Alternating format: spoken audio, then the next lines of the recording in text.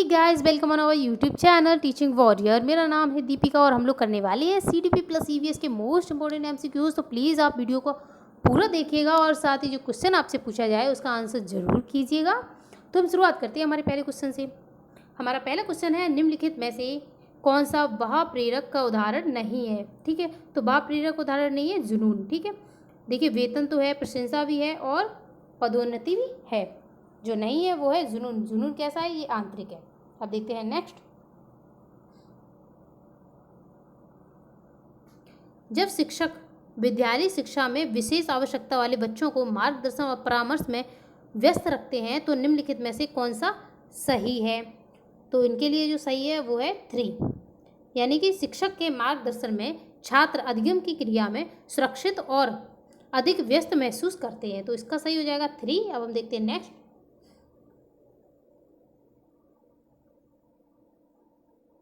निम्नलिखित में से कौन सा सिद्धांत इस समझ को संदर्भित करता है कि वस्तु जब मौजूद रहती है, वस्तु तब भी मौजूद रहती है जब उन्हें देखा या अनुभव नहीं किया जा सकता। तो ये है वस्तु स्थायित्व। ठीक है, ऑब्जेक्ट परमानेंस, यानी कि इसका जो सही है वो है 2। अब देखते हैं नेक्स्ट।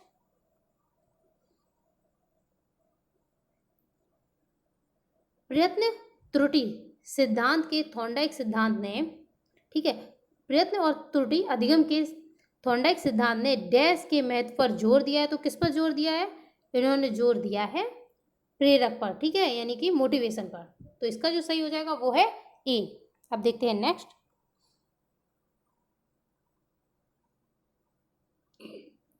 दंड और प्रोत्साहन डैश के घटक हैं। तो ये किसके घटक हैं? ये हैं व्यवहारवाद की। ठीक है, तो ये इसका बिल्कुल सही है। अब आपको बताना है कि व्यवहारवाद की नींव किसने रखी, इसके जनक कौन कहलाते हैं। ठीक है, कमेंट बॉक्स में जाकर के इसका आंसर जरूर कीजिएगा। अब देखते हैं नेक्स्ट क्वेश्चन। बाल केंद्रित शिक्षा निम्न का उपयोग करती है। किसका करती है? तो ये करती है ये, ठीक है, डाइवर्जेंट, यानी कि विविध प्रदर्शन। इसका ये बिल्कुल सही है। अब देखते हैं नेक्स्ट।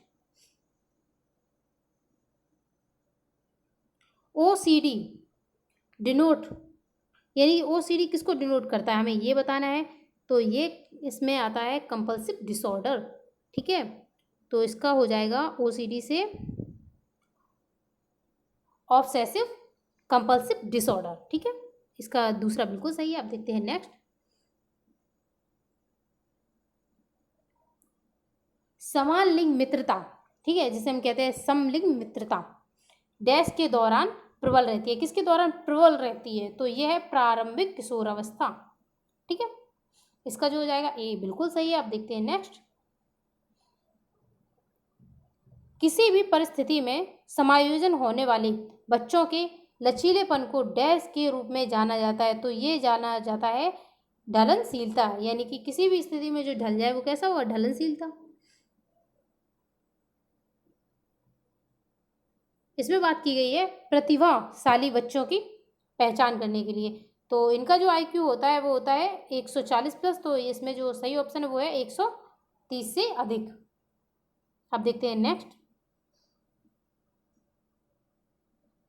शास्त्रीय अनुबंधन की प्रक्रिया के माध्यम से किस प्रकार की प्रतिक्रिया सीखी जाती है? तो ये सीखी जाती है कंडीशनिंग। ठीक है, कंडीशन रिस्पॉन्स, यानी कि वातानुकूलित प्रतिक्रिया।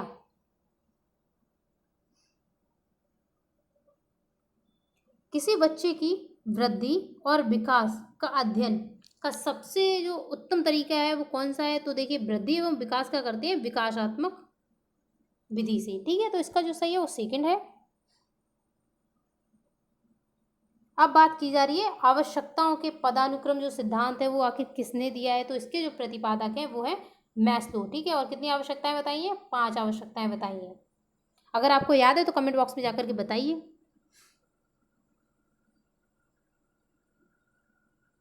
निम्नलिखित में से कौन सी कार्यविधि हमें जानकारी को मान्य करने में मदद करती है? तो ये है मूल्यांकन। ठीक है, इवोल्यूशन, यानी कि ये इसका बिल्कुल सही है। अब देखते हैं नेक्स्ट।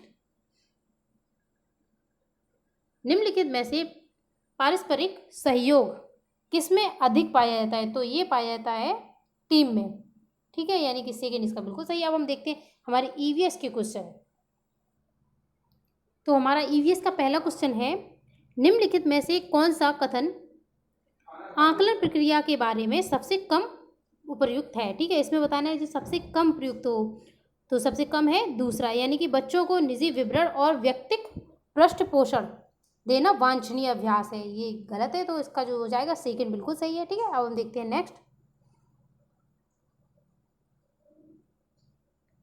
दिए गए प्रश्न को ध्यान से पढ़िए।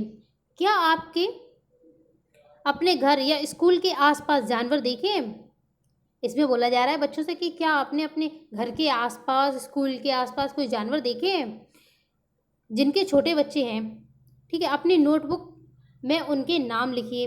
इस प्रश्न के माध्यम से कौन से कौशल का विकास किया जा रहा है, यानी कौन से कौशल है जिसका आकलन किया जाएगा, तो ये है अवलोकन और रिकॉर्डिंग, क्योंकि पहले बच्चे क्या करेंगे, पहले अवलोकन करेंगे देन रिकॉर्ड करेंगे, तो इसका जो सही है वो है फोर्थ।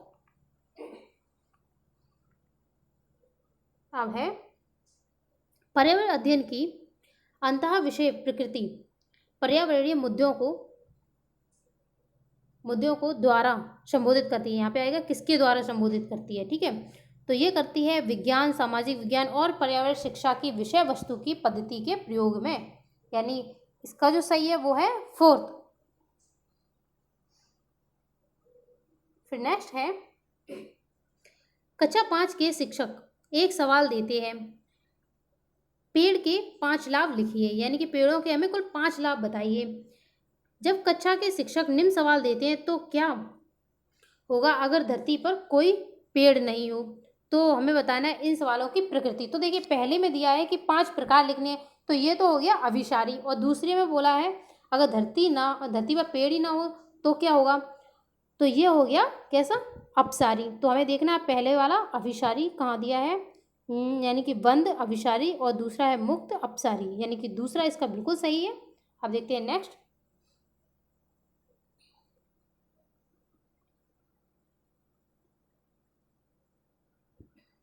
कक्षा 1 की पर्यावरण अध्ययन के शिक्षकों के आकलन के बारे में निम्नलिखित में से कौन सा सत्य है, हमें इसमें से सत्य बताना है जो कि बिल्कुल सही है। और देखिए इसमें नीचे मिलान करने के लिए भी दिए, तो हम देख लेते हैं। हाँ, तो पहला दिया है मौखिक परीक्षा, क्योंकि हो सकता है कि बच्चे लिखने में सक्षम ना हो, तो ठीक है मान लेते हैं। फिर दिया है कि ड्राइंग, क्योंकि बच्चों को इसमें आनंद आता है। तीसरा है शिक्षकों का अवलोकन एवं रिकॉर्ड, किसी को ना रोवे नीति, किसी को ना रोके होगा यहाँ पे, सॉरी यहाँ पे होगा किसी को ना रोके नीति को ध्यान में रखते हुए आकलन की कोई आवश्यकता नहीं है। यहाँ पे देखिए ये गलत हो रहा है, आवश्यकता नहीं है, यहाँ पे क्या बोला जा रहा है, आवश्यकता नहीं है, तो ये गलत है। तो देखिए 4 हटा दीजिए, यहाँ से भी ये होगा नहीं, तो जो सही है वो है दूसरा।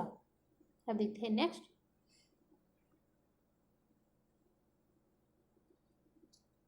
कक्षा 5 की शिक्षिका एक एल्यूमिनियम का ड्रल लेती है, ठीक है, और पानी में डाल देती है एवं दिखाती है कि वह ऊपर तैरता है। फिर वह फाइल को मोड़कर पानी में दबाती है। क्या करती है, पहले वो फाइबर का डालती है, ठीक है, पहले वो फाइबर को डालती है, एल्यूमिनियम फाइबर को डालती है, फिर क्या करती है, फिर वो एक फाइल को मोड़ करके डाल देती है। अब देखिए, अब ये जो उसने एक्टिविटी करी है, इसमें उससे पूछा गया है कि उसने क्या किया है, जैसे कि पानी में डालती है, फिर क्या कहती है, विद्यार्थियों को दिखाती है, डुबोती है, फिर वह शिक्षार्थियों के सोचने के कारण के लिए कहती है, उससे कहती है बच्चों से कि आप सोचिए अब ये क्यों हो रहा है। इस प्रकार के प्रश्न के उत्तर निम्नलिखित में से किस प्रक्रम के द्वारा दिए जाएंगे, तो ये है अवलोकन। देखिए अब मैं आपको क्वेश्चन समझाती हूँ। इसमें बोला गया है कि सबसे पहले शिक्षिका करती है कि फाइबर डाल देती है पानी में, ठीक है, एक टब भरा हुआ है पानी का, उसमें डाल देती है फाइबर, तो वो उसमें नहीं डूबता है। फिर वो क्या करती है, एक लेती है फाइल, उसको डाल देती है, और फिर बच्चों से कहती है आप देखिए इनको। तो बच्चे क्या करते हैं, उनका अवलोकन कर रहे हैं, अब उसको वो देख रहे हैं और सोच रहे हैं, तो वो कर रहे हैं अवलोकन। तो इसका जो सही हो जाएगा वो है 3, यानी कि अवलोकन कर रहे हैं। नेक्स्ट देखते हैं, पर्यावरण अध्ययन के शिक्षण शास्त्र के संदर्भ में डैश यहाँ पे आएगा के सिवाय के निम्नलिखित में से वांछनीय अभ्यास है। तो क्या है? वास्तविक अवलोकन के स्थान पर पाठ्य पुस्तकीय ज्ञान की श्रेष्ठता को स्वीकार करना। ये गलत है, तो इसका जो सही हो जाएगा वही है 3।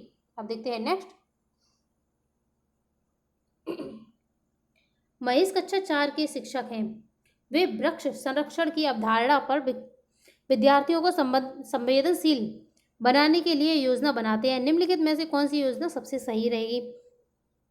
पहला दिया है, एक पौधे को अपनाने और उसका पोषण करने के लिए प्रत्येक शिक्षार्थी को अभिप्रेरित करना। तो यही इसका बिल्कुल सही है कि बच्चे एक पेड़ को अपनाएं और उसका पालन पोषण करें, तो वो कैसे होंगे? वृक्षों के प्रति संवेदनशील रहेंगे।